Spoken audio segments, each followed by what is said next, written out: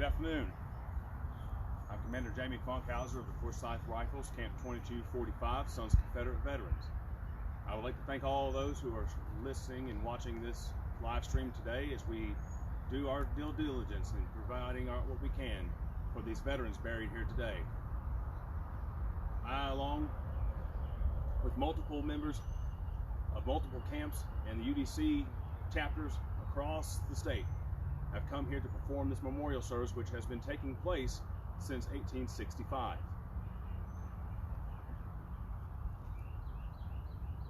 When Lincoln called for 75,000 volunteers on April 15th of 1861, tensions were high in the Old North state. Many men anticipating war joined the local militia, preparing to answer the call to defend their home state.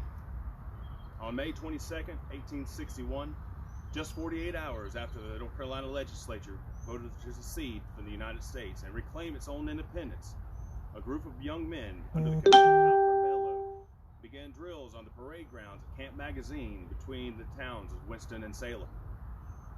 These Southern patriots, of whom would later form part of the 11th North Carolina Volunteers, also known as the 21st North Carolina later in the war, would be known as the Forsythe Rifles.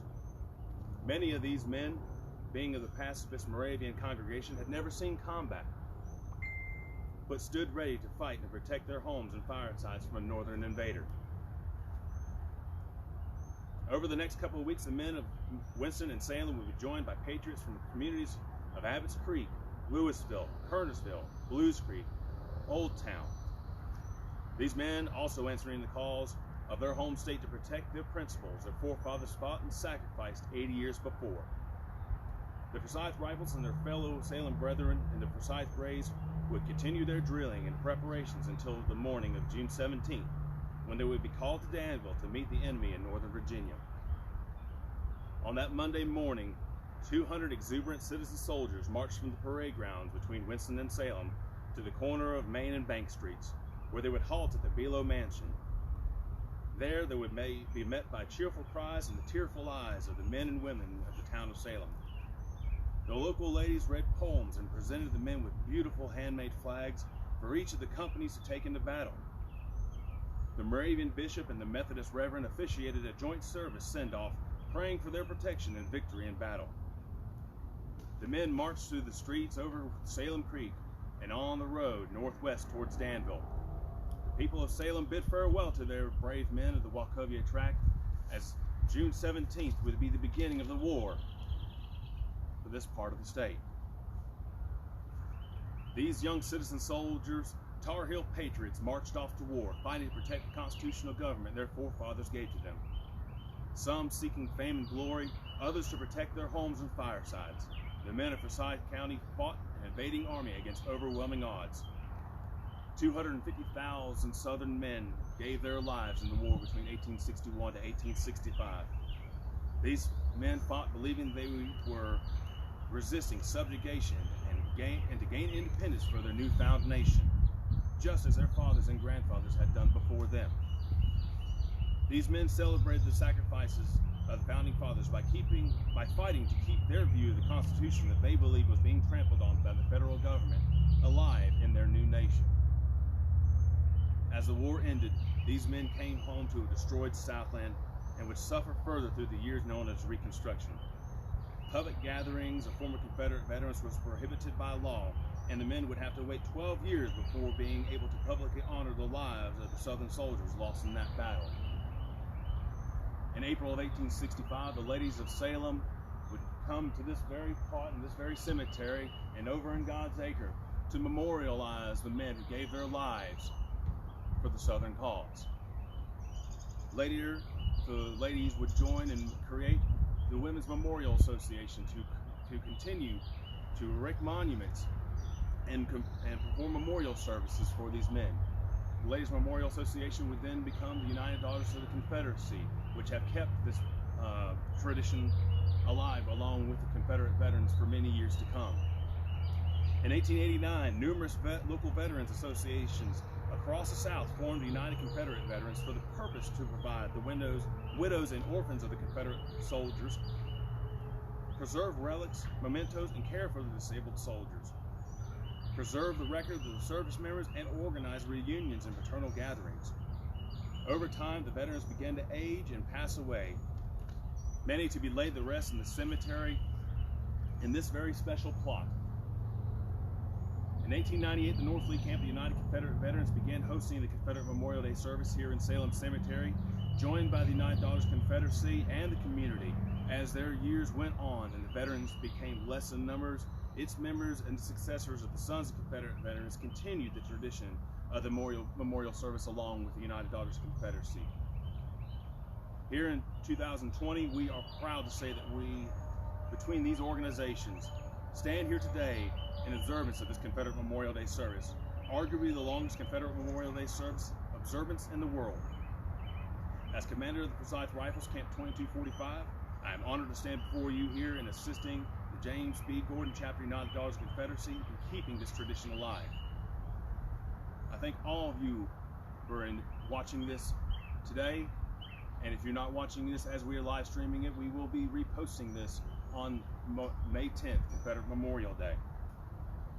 We are here to honor the veterans who sacrificed so much for God, family, state, and country. Today, we remember to reflect on the Confederate veteran who sacrificed so much for the values and principles which they inherited from their ancestors and created this great country. The memory of these men to live on through us, and it is our duty to make sure their sacrifices are not forgotten.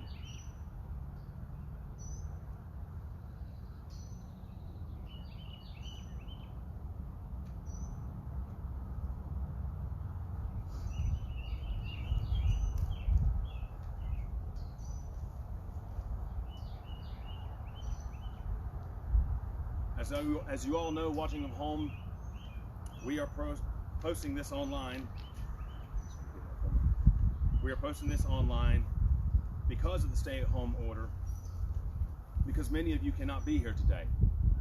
But we're keeping the tradition alive the best that we can. And I think it goes with what we are dealing with today.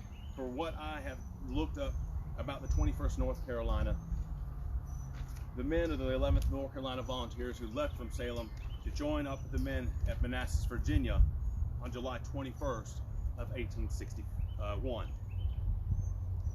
The first 3 weeks of July had brought only 4.5 inches of rain to the upper Virginia.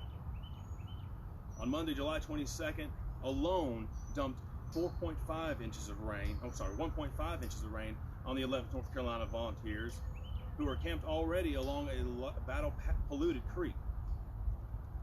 Along with the high heat, the troops spent 2 weeks and 3 days in a soggy creek bottom, dealing with flies, mosquitoes, bacteria, and viruses that all thrived in the camp. After the first battle of Manassas, bodies laid all across the field and in the creeks and watersheds of the Manassas battlefield. Surgeons understood the basics of camp hygiene protocols. However, most protocols were virtually unenforced in the early unregulated Confederate Army. At times, in Manassas, the barricades dug latrines and garbage pits too close to water sources, causing contamination. This caused many soldiers to get sick within the ranks. The regiment had left everything but the necessities for the battle in Centerville on July 18th.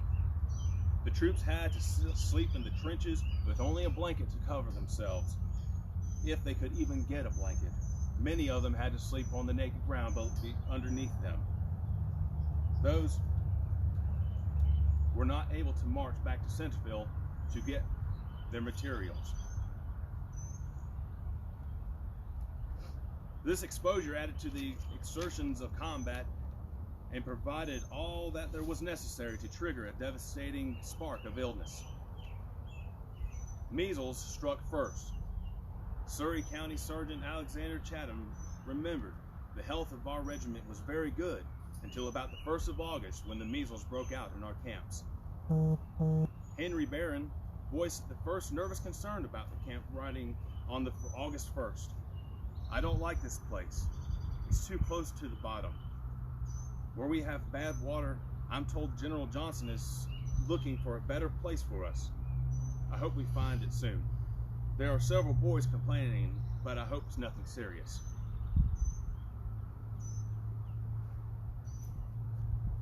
The camps being all close to each other with the filth, bad water.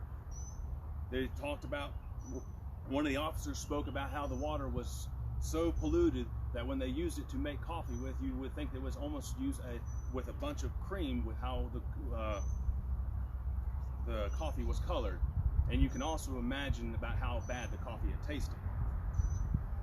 Dead bodies from the battle contaminated the water, and the bad water and the general unhealthiness of the entire Bull Run Basin contributed to the diseases that flourished in the camps. The early diseases that were faulted were diarrhea and camp fever, while other chronicles soon added to their unhealthy measures and contributed to the presence of the deadly typhoid fever to go along with the malaria and the mumps. The Confederate Army procedures at this stage of the war called to treat this sickness in close confines of the camp. Unfortunately, this practice was disastrous in dealing with these infectious diseases. The knowledge of germ theory was not known in the United States or in the Confederate States as it was in Europe. America was 10 years behind Europe, and the treatment was in this day its early stages. Preventive medicine had just begun and it experienced many failures and complications, placing the soldier at great risk of illness. Typhoid fever proved to be the killer and could be traced to the contaminated water. Typhoid would claim its first victim on August 1st, when John A. Miller of the Davidson Guards would die at the time of unknown causes. On August 8th, two more soldiers, John Henry Cobb of the Guilford Dixie Boys and William Bennett of the Town Fork Invincibles, would also succumb to the illnesses. And then two more soldiers would be recorded on August 10th. By this time, many hundreds of soldiers around the Confederate camps at Manassas reported sick daily. Many officers got to the point of where they were writing home that the illnesses were just getting too hard to bear and too many to write about. On August 18th, General Johnston's headquarters issued General Orders Number 5 to all regiments in the Manassas line. For every 10 men on the sick call, regiments must detail one man as a nurse. This worked well for the camps for the time being, as they were able to treat and unload some of the overcrowded hospitals that were with the Army at Manassas.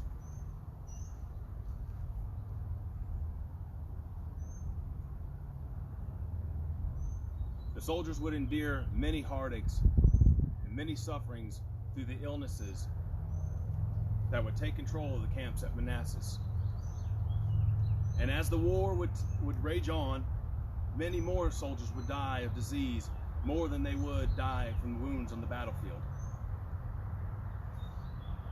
Over 40,000 men from North Carolina died in the war between the states. Today we recognize those men and their sacrifices, not just on the battlefield, but the sacrifices and the suffering they took place within the camps when they should have been safe. I thank everyone here for listening, and I thank everyone for being a part of this service as we continue on to remember the soldiers that are here today that lay rest for today's memorial service.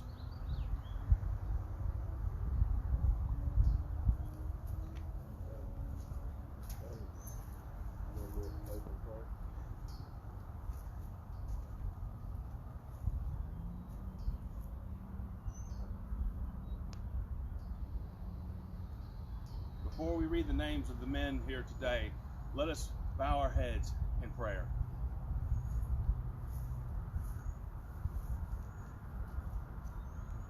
Lord, we ask you to shed your grace and mercy upon us today as we come to honor these men and all the men and women who served the Confederate cause. I'd like to thank everyone who came today and participated in this.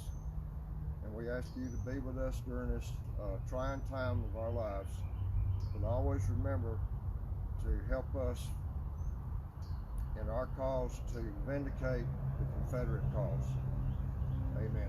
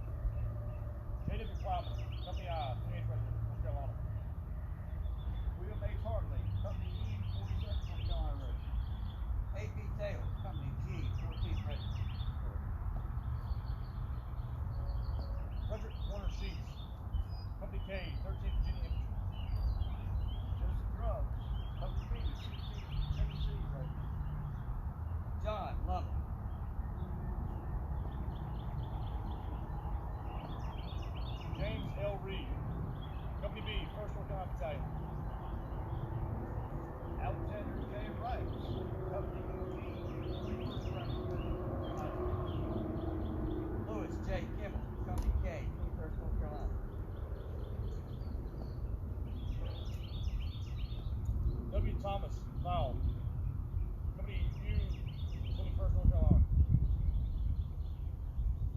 A.H. Gilliam, Company B, 1st Battalion, North Carolina Sharpshooters.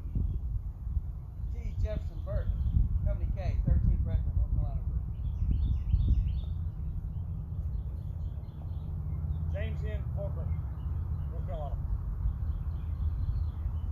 William T. Horton, Company D, 19th Regiment. Jacob B. Sanders, Company G, 2nd Battalion, North Carolina.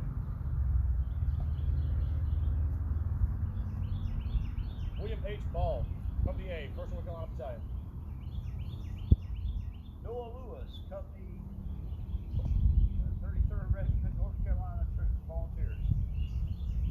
A. Coe, 28th Regiment, North Carolina Troops. Lieutenant W.R. Boone, Company D, 51st Regiment, North Carolina. Charles Augustus Troops, Company B, 1st Battalion, North Carolina Volunteers. Andrew Jackson Lee, member of Company F, 2nd Regiment. John J. Thompson, Company C, 23rd Regiment, Tennessee Volunteers. J.W. Moose, Company H, 53rd Regiment, North Carolina Troops. John W. Bradford, Company G, 47th Regiment, North Carolina Troops. Thomas L. Lambert, Private, North Carolina Cavalry. Lieutenant Ed Coley, Company G, 21st North Carolina Troops. John M. Leake, Private, North Carolina Cavalry. James Brown, Company J, 44th Regiment, North Carolina. George W. Morris, Company G, 21st Regiment, North Carolina Troops. Lee Porter.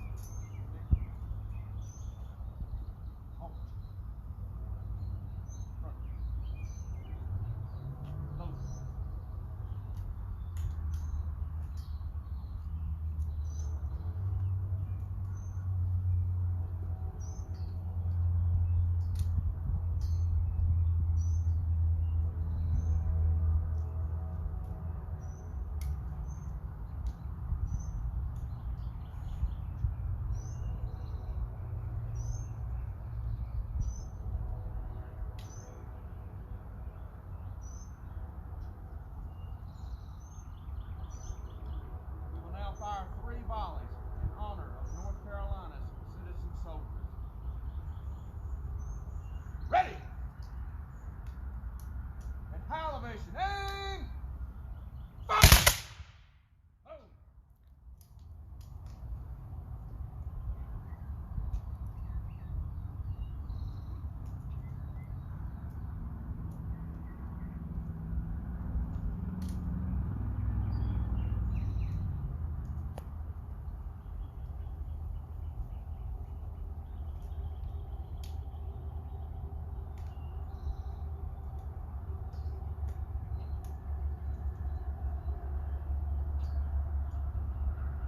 At high elevation, aim, fire! Oh.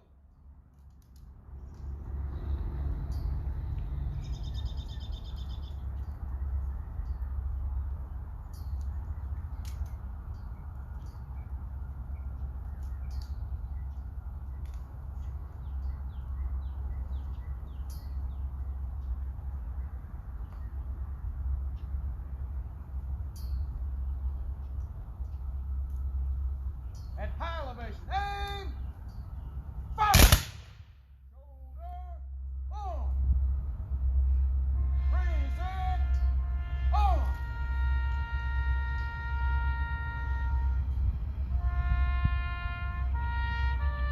Shoulder on. Shoulder on. In place, ready.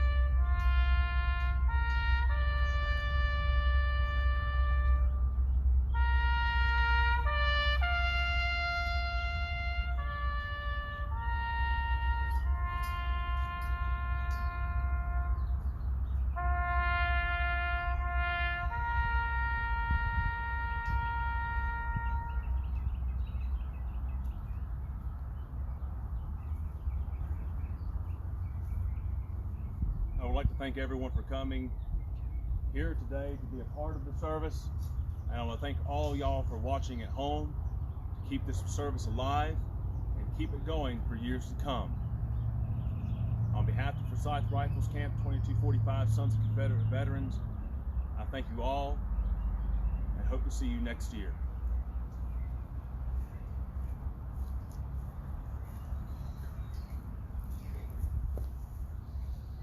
Again, Lord, thank you for being with us today, helping us observe this, one of the oldest memorials, or the oldest memorial for soldiers in the United States, maybe the world. We ask you please again to be with us during these trying times, and thank you for letting us be able to do this memorial service. Amen.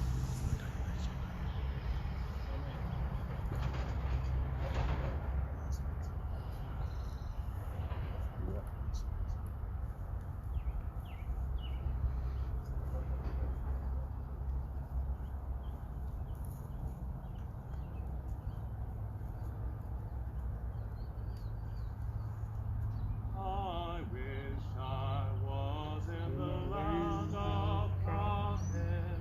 Old times there are not forgotten. Look away, look